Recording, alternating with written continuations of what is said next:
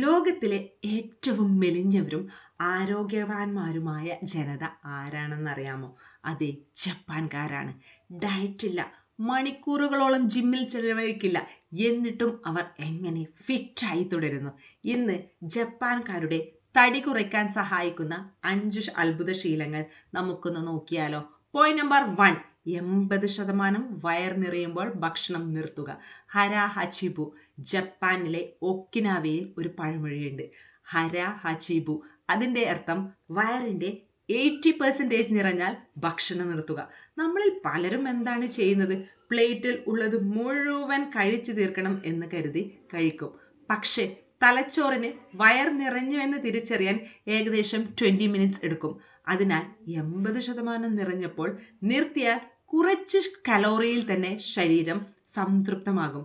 ചെറിയ മാറ്റം, വലിയ ഫലം. പോയിന്റ് നമ്പർ 2, പതുക്കെ ഭക്ഷണം കഴിക്കുക. വേഗത്തിൽ ഭക്ഷണം കഴിക്കുന്നവർ കൂടുതൽ ഭക്ഷണം കഴിക്കാനുള്ള സാധ്യത വളരെ കൂടുതലാണ്. എന്തുകൊണ്ട്?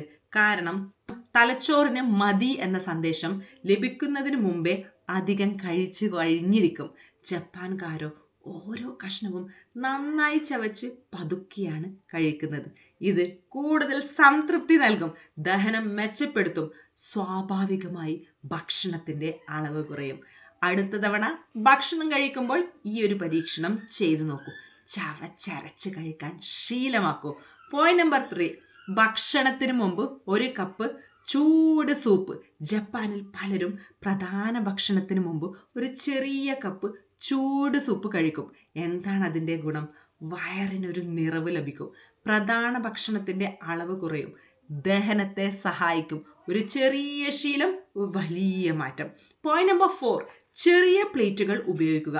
നമ്മുടെ മനസ്സ് കണ്ണുകളെ വിശ്വസിക്കും. വലിയ പ്ലേറ്റിൽ ചെറിയ അളവിലുള്ള ഭക്ഷണം കണ്ടാൽ ഇത് മതിയാകില്ല എന്ന് തോന്നും. അതേ ഭക്ഷണം ചെറിയ പ്ലേറ്റിൽ കണ്ടാൽ ധാരാളം ഭക്ഷണം എന്ന് തോന്നും. ഇതിനെ മനഃശാസ്ത്രത്തിൽ പ്ലേറ്റ് സൈസ് എഫക്റ്റ് എന്ന് പറയുന്നു.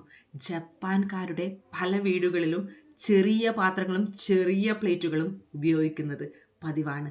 ഫലം അറിയാതെ തന്നെ വളരെ കുറച്ച് ഭക്ഷണം മാത്രമേ കഴിക്കൂ. പോയിന്റ് നമ്പർ 5, ഗ്രീൻ ടീ ശീലം. ജപ്പാനിൽ ഗ്രീൻ ടീ ഒരു പാനീയം മാത്രമല്ല, ജീവിതശൈലിയാണ്. ഗ്രീൻ ടീയിൽ അടങ്ങിയിരിക്കുന്ന ആൻറ്റി ഓക്സിഡൻറ്റുകൾ ശരീരാരോഗ്യത്തെ പിന്തുണയ്ക്കുന്നു. പഠനങ്ങൾ പ്രകാരം ഗ്രീൻ ടീ ആരോഗ്യകരമായ ഭക്ഷണവും വ്യായാമവും ചേർന്നാൽ ശരീരത്തിലെ കൊഴുപ്പ് നിയന്ത്രിക്കാൻ സഹായകമാകും. ജപ്പാൻകാരുടെ രഹസ്യം ഒരാഴ്ചത്തെ ഡയറ്റ് അല്ല, ജീവിതകാലം മുഴുവൻ പരിപാലിക്കുന്ന ശീലങ്ങളാണ്, ഒരു ജീവിതശൈലിയാണ്. ഈ 5 ശീലങ്ങളിൽ ഇന്നു മുതൽ നിങ്ങൾ ഏത് ശീലമാണ് ആദ്യം തുടങ്ങാൻ പോകുന്നത്? കമൻറ്റിൽ ജസ്റ്റ് ഒന്ന് എഴുതൂ.